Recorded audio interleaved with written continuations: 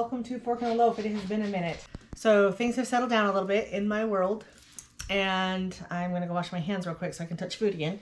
But I just wanted to show you how I do a pot of beans. I'm gonna point you down here real quick and just kind of show you some of the stuff that I have going on. I have my Instant Pot here. And here I have, these are called cranberry beans. I think they're a type of pinto bean, but I've soaked them for 24 hours and I've drained them. I've got some mushrooms, I've got some carrots, red peppers, celery. I have some bacon that I have left over. This is kind of like a clean out the sink. And here's what I'm thinking. So I need to be eating beans every day because there's nutrients in it that are good for me. It's something in them. Don't ask me what I don't remember. I think it might be zinc or I don't know. Anyway, there's something in there that's supposed to be really good for my thyroid. So I'm trying to incorporate more beans and more vegetables into my diet. So I am going to do a bean vegetable soup or something, whatever you want to call it. So part of the reason that I'm showing you this recipe, and it's not even really a recipe, it's just literally, I'm just putting some stuff together. I kind of have a passion for using my food storage for food preservation, for food, having that food security. And I've had it for years. And this to me is one of those dishes that you can make. It's cheap, healthy, from my food storage, foods that I can store, foods that I can eat. So they say eat what you store what you eat. These are things that I can store, stuff that I can use. These are things that I always try to have raw vegetables on hand. These are ones that they need to get cooked up before they go bad. This is the perfect place to put them in just a bean soup or any kind of a soup. And it's using food storage products. Food storage is kind of something I really want to start focusing on just a little bit more. I know that we're in weird times. I know that my food storage has been such a blessing to me and my family many times. And so being able to use this is why, a big part of why I store food, why I cook from scratch. And it provides nutrition, it provides ways to use food that doesn't kill your budget. There's just tons of reasons I do it. And so I'm gonna focus a little bit more on that, I think, in the future. So today I'm showing you basically a pantry clean out the fridge soup that's gonna provide me the nutrition that I need for my health and for my family's health. And this, I think, is something I've decided I wanna try and do a salad or a vegetable bean soup with every meal or every course, maybe just a little cup, I don't know. Don't quote me on that. I have decided that it's important for us to consume more vegetables and beans. So that's what I'm gonna show you today. So in here I have I've soaked these for 24 hours. I rinsed them really good, like a few times. And so now this was 2 cups of beans, of cranberry beans. I love the colors of them. They're kind of these pinkish.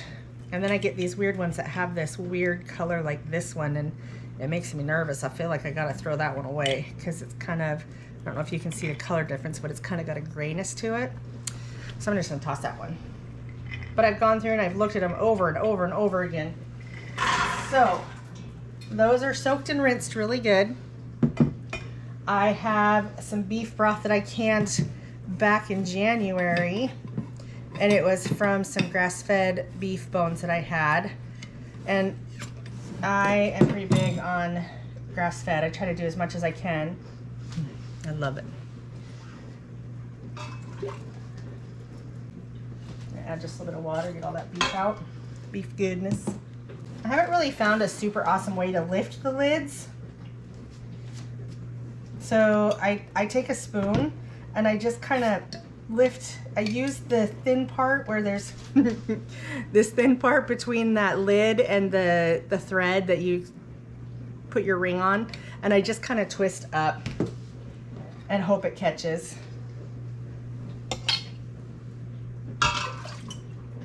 With 2 cups of beans in a pressure cooker, you're gonna want some liquid because they are going to, even soaked, they're still gonna absorb a little bit more liquid, not as much as a dry bean would. Let me just show you. So there's my beans with the broth in it. I'm gonna add some onion. I know I have fresh onions over here, but that's more for raw eating, like if my mom wants to put some in a salad, or I still have some frozen ones from when we bought a 50-pound bag of onions last summer. So I'm gonna just use up some of these so I can get rid of them out of my freezer. I probably put in about 1/4 cup. I don't love onions. And you don't want to put too much of this in there now, because right now we're going to just cook the beans. And I'm going to hold off on the acid. This has got acids in it. It's got lemon juice so that we can water bath can it. And look at this, had some serious siphoning. And I did this the end of last summer, so I want to get this used up. And mushrooms, bacon, onion. So right now it's just got onion and broth in it. I'm going to close this up. And I'm going to cook this for, I don't know if you can see this. Let me just show you. Okay. So in here, I have the beans, the onions, and the beef broth. And that's all that's in here.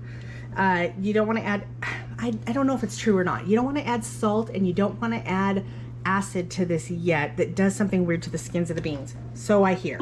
I don't know if I fully believe that, but I just do it this way. My Instant Pot, I love for cooking beans. So I am going to, look at, there's a bean chili button. I've never used that. What does it say? 10 minutes. Let's try it. So I'm going to put it on that 10-minute, make sure this is set to seal, and I'm going to walk away. So I will be back when the beans are done cooking, and I'll show you where I go next. So I have 1 minute left on my Instant Pot. And I'm gonna quick release it because I'm going to put all these things in it. I've got, these are the baby portobello mushroom. Can't remember what they're called. Carrot, there it goes. I've got one red pepper. That's 3 stalks of celery. This is about 2 cups of frozen kale that's starting to wilt or thaw. This was about 4 strips of bacon that I had left in the fridge. And I've got a jar of the tomatoes.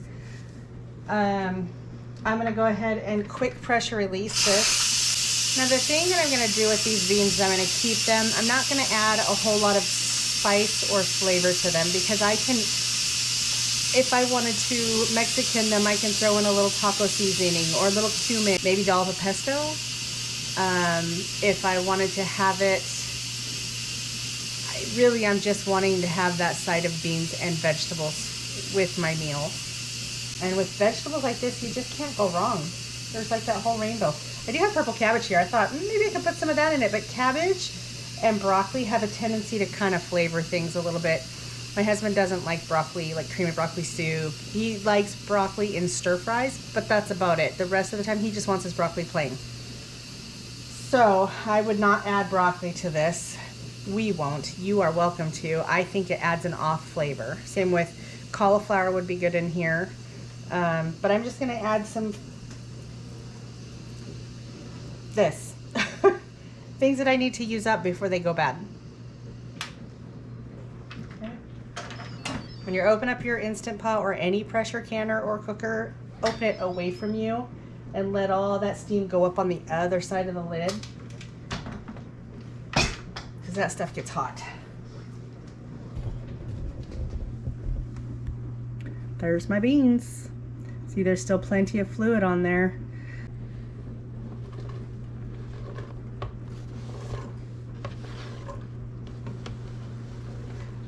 And this is hot, so be careful. Woo, that was hot.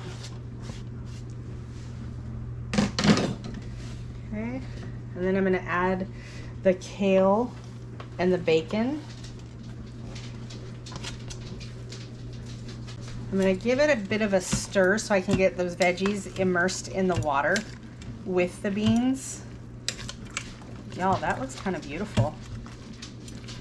Look at this. Can you see it? I mean, look at how colorful that is.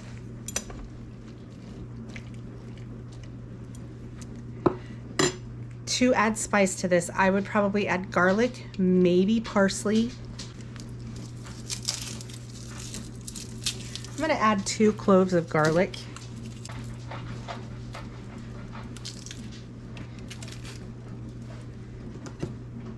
Those 2 cloves of garlic kind of ended up being closer to like 1.5, which is fine. Like I said, I don't want to over season this right now, but no matter what, garlic is going to end up in this. And I'm going to add this, which will add both the acid and a little bit of tomato to it. And tomato will go with any way I choose to season that. Okay, and then I'm going to set this back on. And I'm going to set my pressure cooker. Oh, that sun is coming in weird. I hope you can see it okay. I'm gonna cancel this and then I'm gonna reset my pressure cooker to 5 minutes. I think that should be plenty to cook all the vegetables in there.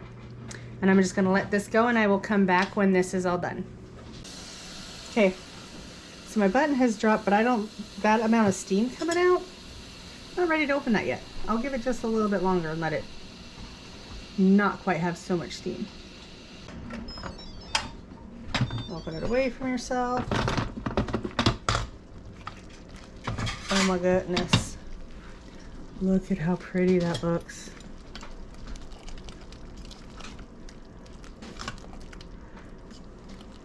I feel like I need more green in it.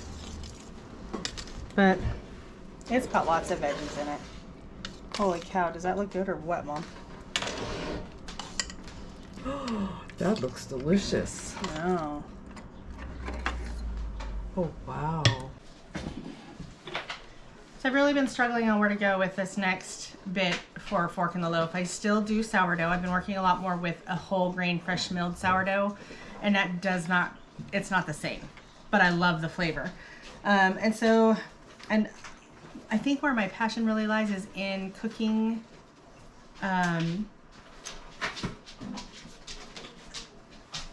cooking, preserving, and all of that stuff, all the stuff that we can use from our food storage. And so, and maybe how to store certain things. I don't know. I know there's some people who don't even know how to begin a food storage. So I will just take you on my journey with me and show you how I do that and how I use my food storage. So thank you for joining me on this adventure of a Fork in the Loaf, and I will see you next time. Feel free to hit subscribe, share this with your friends, and thanks for joining me.